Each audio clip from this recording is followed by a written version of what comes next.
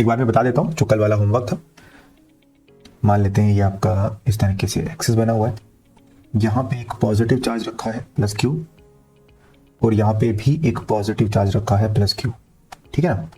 अब रेफरेंस के लिए हम लाइन बना लेते हैं थोड़ी सी वाली, और एक लाइन रेफरेंस के लिए यहाँ पे बना लेते हैं, ठीक है। कूल। यहाँ पे इलेक्ट्रिक फील्ड कितना होगा जल्दी सब लोग बताओ मुझे। इस पॉइंट पे बीच में इलेक्ट्रिक फील्ड, दो पॉजिटिव चार्ज है, बिल्कुल बीच में इलेक्ट्रिक फील्ड कितना होगा। नल पॉइंट है ना, दोनों तरफ से पॉजिटिव चार्ज है, इक्वल पुश कर रहे होंगे तो नेट फोर्स जीरो। तो यहाँ पे इलेक्ट्रिक फील्ड जीरो है, मतलब ग्राफ यहीं से पास करेगा, ये बात तो क्लियर है। पॉजिटिव चार्ज की थोड़ा सा राइट की अगर मैं बात करूं, यहाँ पे अगर कोई आप चार्ज रखोगे तो उस पर बहुत ज्यादा इलेक्ट्रिक फील्ड लगेगा और पुश करेगा ना पॉजिटिव चार्ज, तो पॉजिटिव डायरेक्शन में लगेगा, मतलब पॉजिटिव में इन्फिनिटी इलेक्ट्रिक फील्ड, मतलब शुरुआत कहीं यहाँ से होगी और जीरो पे जाएगा, मतलब ग्राफ आपको कुछ ऐसा दिखेगा। उसके बाद पॉजिटिव चार्ज की अगर आप इधर देखो दूसरे पॉजिटिव चार्ज के लेफ्ट में, तो ये भी पुश करेगा इस डायरेक्शन में जो कि नेगेटिव डायरेक्शन है, तो नेगेटिव इन्फिनिटी होगा, मतलब आपका ग्राफ कुछ इधर वाले में ऐसा बनेगा। बीच में तो ग्राफ ऐसा बनेगा। पॉजिटिव चार्ज के जस्ट इधर यहाँ पे इलेक्ट्रिक फील्ड बहुत ज्यादा होगा और उस तरफ पुश करेगा पॉजिटिव डायरेक्शन में, मतलब पॉजिटिव इन्फिनिटी, मतलब यहां से शुरू होगा और धीरे धीरे डिक्रीज करेगा, मतलब ऐसा ग्राफ बनेगा। इस पॉइंट की अगर मैं बात करूं तो ये नेगेटिव में पुश करेगा, इस तरफ पुश करेगा, इलेक्ट्रिक फील्ड नेगेटिव होगा, तो ग्राफ आपका धीरे धीरे कुछ ऐसा बनेगा। कितने लोगों ने सेम ग्राफ बनाया था, है कोई? आई थिंक ऋषि ने तो भेजा भी था ग्रुप पे, वो तो ठीक था, सेम यही था आई थिंक। किसी और ने? ऋषि ने बनाया और किसी ने? अवनी ने बनाया, प्रीति ने बनाया, ऑलराइट बढ़िया। तो आपको थोड़ा बहुत समझ में आ रहा है कि किस तरीके से आप पॉजिटिव की तरफ बनाते हो या नेगेटिव की तरफ बनाते हो। तो इसी तरीके से ग्राफ पूछे जा सकते हैं, इसको जल्दी से नोट कर लीजिएगा, उसके बाद हम क्लास को आगे कंटिन्यू करेंगे। Electric field due to dipole, dipole की वजह से इलेक्ट्रिक फील्ड। तो सबसे पहले डाइपोल को तो आपको पता है ना क्या होता है, जब दो इक्वल अपोजिट चार्जेस छोटी सी डिस्टेंस अपार्ट रखे होते हैं तो उसको डाइपोल कहा जाता है। अगर आप किसी भी डाइपोल की बात करें तो उस डाइपोल में एक माइनस क्यू चार्ज होता है और दूसरा उसी के पास में रखा होता है प्लस क्यू चार्ज। ऐसा सा मैंने आपको बता रखा है ना, ये माइनस क्यू ये प्लस क्यू, दोनों के बीच का डिस्टेंस आप जनरली 12 मानते हो। ये वाली जो लाइन है ना, ये वाली जो दोनों चार्जेस से पास कर रही है, ये कौन सी एक्सिस होती है? इसको क्या बोलते हैं? इसको बोलते हैं axial line, axis of dipole, axial line इसको बोलते हैं। जो दोनों चार्जेस के थ्रू पास करती है इसको एक्सियल लाइन बोलते हैं। और इन दोनों के परपेंडिकुलर बीच से जो लाइन पास करती है, दिस वन, इसको क्या बोलते हैं? इसको कहते हैं equatorial line,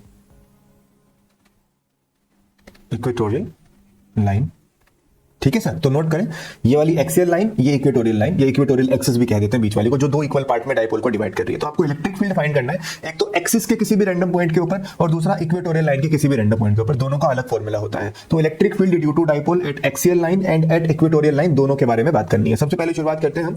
number 1, electric field due to dipole, electric field due to dipole at axial line, at axial line. आपने माना कि ये सेंटर पॉइंट है, सेंटर पॉइंट से आपने माना कि r डिस्टेंस दूर, यहां से सेंटर से r डिस्टेंस दूर, यहां पे एक पॉइंट है P, इस पॉइंट पे आप इलेक्ट्रिक फील्ड कैलकुलेट करना चाह रहे हो। तो कैसे कैलकुलेट करोगे? तो सबसे पहले तो आपने ये डिस्टेंस बताया आपको, तो ये वाली डिस्टेंस L होती है और ये वाली डिस्टेंस भी L होती है, राइट। अब आपको दोनों चार्जेस की वजह से अलग अलग इलेक्ट्रिक फील्ड फाइंड करना है, पॉजिटिव की वजह से भी और नेगेटिव की वजह से। बस आप मुझे इतना बता दो कि पॉजिटिव और नेगेटिव की वजह से इलेक्ट्रिक फील्ड कितना कितना है। पॉजिटिव की वजह से जो इलेक्ट्रिक फील्ड होगा वो इस डायरेक्शन में होगा, E पॉजिटिव, यस, आउटवर्ड होता है, और नेगेटिव की वजह से इलेक्ट्रिक फील्ड इस तरफ होगा, E नेगेटिव। तो जो आपका नेट इलेक्ट्रिक फील्ड होगा वो ऐड करके आएगा कि सब्ट्रैक्ट?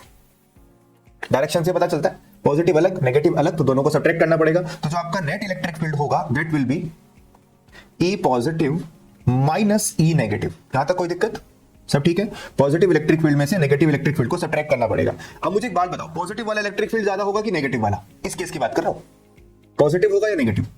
पॉजिटिव। क्यों? क्योंकि पॉजिटिव चार्ज का पी पॉइंट से डिस्टेंस कम है और नेगेटिव चार्ज का पी पॉइंट से डिस्टेंस बहुत ज्यादा है, तो उसका इफेक्ट कम हो जाएगा कंपैरेटिवली अगर पॉजिटिव और नेगेटिव में कंपेयर करें तो पॉजिटिव ज्यादा है नेगेटिव कम है, तभी मैंने पॉजिटिव से नेगेटिव को माइनस करा। तो नेट इलेक्ट्रिक फील्ड तो इस डायरेक्शन में ही बैठेगा ना, यस, पॉजिटिव की तरफ। और डाइपोल मोमेंट का डायरेक्शन क्या है? From negative to positive, dipole moment भी यही है। तो मतलब नेट इलेक्ट्रिक फील्ड और डाइपोल मोमेंट एक्सियल पॉइंट पे सेम डायरेक्शन में होते हैं, दोनों एक ही तरफ पॉइंट कर रहे हैं। नेगेटिव से पॉजिटिव इलेक्ट्रिक डाइपोल मोमेंट है और उसी डायरेक्शन में आपका नेट इलेक्ट्रिक फील्ड है। चलो ई पॉजिटिव का वैल्यू बताओ मुझे कितना होगा? Electric field due two point charge कितना होता है कि क्यू बाई ये वाला डिस्टेंस, आपने कहा आर में से एल हटा दो तो R minus L square minus K Q by R plus L square है ना। अब यहाँ पे आपको पता है कि भैया जो हमारा L है it is very very less than R। ये तो अप्रोक्सीमेशन मारोगी ना, आपने पता डाइपोल का जो बीच का लेंथ होता है बहुत छोटा होता है। एलसीएम लो, सॉल्व करो, अल्टीमेटली जो आपका आंसर निकल के आएगा E net that will be होगा कितना 2kp/r³। सुना है कभी, देखा है कभी 2kp/r³ आएगा। k क्या है यहाँ पे 1/4πε0। p क्या है, p इज इक्वल टू होता है कितना, बोलो बोलो बोलो 2ql, q इंटू 2l मतलब 2ql। डाइपोल मोमेंट कहते हैं इसको, डाइपोल मोमेंट। सही कैसे आएगा, आप यहाँ पे एलसीएम लोगे r माइनस एल का square into r plus L का स्क्वायर, ठीक है। एलसीएम लेने के बाद क्या करोगे आप, एलसीएम लेने के बाद ऊपर नीचे स्क्वायर खोल दोगे, थोड़ा सा सॉल्व करोगे, ऊपर 2kp बनेगा उसको p लिख दोगे, फिर आप एल स्क्वायर को नेग्लेक्ट कर दोगे क्योंकि एल बहुत छोटा है, तो नीचे r की पावर 4 बचेगी, ऊपर का एक r कैंसिल हो गया तो r की पावर 3 बचेंगी फाइनली, ठीक है सर। तो 2kp/r³ is the formula which you have to remember. किसके केस की बात कर रहे हैं, electric field due to dipole at its axial line. दूसरी खास बात हमने क्या सीखी कि इलेक्ट्रिक फील्ड का जो डायरेक्शन होगा वो किस तरफ होगा, ये -q ये +q। तो अगर डाइपोल मोमेंट इस तरफ है तो आपका इलेक्ट्रिक फील्ड भी इस तरफ होगा। यस सर, मतलब दोनों के दोनों पैरेलल होते हैं। किस केस की बात कर रहे हैं, अगर आप एक्सियल लाइन की बात करो तो दोनों के बीच में एंगल कितना होगा, दोनों के बीच में एंगल 0 होगा। लिख लो dipole moment and net electric field will be in the same direction. Electric field, net electric field and dipole moment will be in the same direction for axial point, axial point। Okay sir, चलो जी आगे चलते हैं। ये normal वाला आया ना, कभी normal वाले की बात करें तो यहाँ तक तो तुम कर ही लोगे, अलग अलग दोनों को निकाल दो बस, यही है नॉर्मल फॉर्मूला। इसमें क्या है, कॉमन करके क्यों परेशान होना है। अगर बट डाइपोल का मतलब 2 पॉइंट चार्ज, तो 2 point charge electric field area subtract आप कर सकते हो, उसके लिए इतना अजीब सा फॉर्मूला याद रखना, याद ना हो, ठीक है। वैसे डाइपोल में ये चीज मानी जाती है कि L is always less than r, क्योंकि डाइपोल होता ही बहुत छोटा है, एटॉमिक लेवल पे बनते हैं डाइपोल्स, इसलिए हम एल को छोटा ही मानते हैं, जनरली यही होता है। तो उसका दूसरे फॉर्मूले की जरूरत याद करने की जरूरत नहीं है। बाकी कॉन्सेप्चुअली अगर ऐसा बोल दे कि नहीं आप तो आर छोटा नहीं है, मतलब एल छोटा नहीं है, तो आप अलग अलग कर लेना, वो ज्यादा कन्वीनियंट रहता है, ठीक है। Electric field due to dipole at equatorial line, at equatorial axis, ठीक है। ये आपका हेडिंग लिख लीजिए सभी लोग। एक हमने डाइपोल बनाया, ये नेगेटिव चार्ज, ये पॉजिटिव चार्ज, दोनों इक्वल हैं, दोनों को बीच में से डिवाइड करते हुए एक लाइन, ठीक है। ये चार्ज -q, ये चार्ज +q, दोनों को मिलाया, ये वाले डिस्टेंस L है, ये डिस्टेंस L है, ठीक है ना। अब आपको पॉइंट P पे क्या बताना है, नेट इलेक्ट्रिक फील्ड। क्या आप मुझे बता सकते हो पॉइंट P पे नेट इलेक्ट्रिक फील्ड का डायरेक्शन क्या होगा, एनीवन कोई भी बताएगा। रिजल्टेंट -q इस पॉइंट पे इलेक्ट्रिक फील्ड अपनी तरफ बनाएगा, इन दोनों को अगर मैं मिला दूं तो -q का इलेक्ट्रिक फील्ड कहीं इस तरफ बैठेगा अपनी तरफ। ऐसे ही अगर मैं +q की बात करूं तो +q की वजह से जो इलेक्ट्रिक फील्ड होगा वो मिलाने वाली लाइन के अलोंग तो होगा, बट वो दूर की तरफ रहता है, मतलब आउटवर्ड रहता है, तो इसका इलेक्ट्रिक फील्ड कहीं इधर बैठेगा। ये हो जाएगा E नेगेटिव माइनस और ये हो जाएगा E पॉजिटिव। तो नेट इलेक्ट्रिक फील्ड आप डायरेक्टली ऐड नहीं कर सकते, बट एक बात तो कंफर्म है, आप इन दोनों के कंपोनेंट करोगे इस तरफ और इनके कंपोनेंट करोगे ऊपर और नीचे की तरफ, तो ऊपर नीचे वाले कंपोनेंट कट जाएंगे, सिर्फ लेफ्ट की तरफ वाले कंपोनेंट बचेंगे, तो इस डायरेक्शन में आपका नेट इलेक्ट्रिक फील्ड आएगा।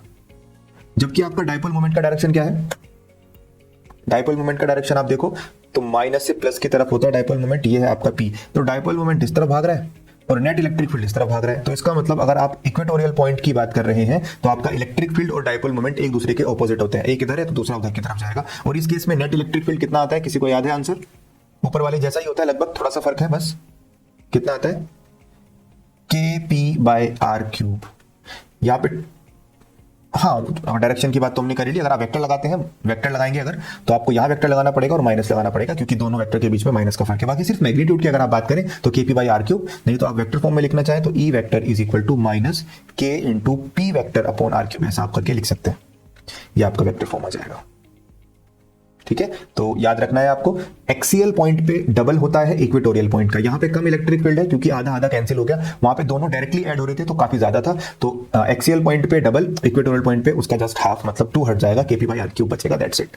ये आपका electric field due to dipole आ गया एक्सियल पॉइंट पे, इक्वेटोरियल पॉइंट पे। रुको रुको रुको रुको, देख लिया पूरा वीडियो, सब समझ आया?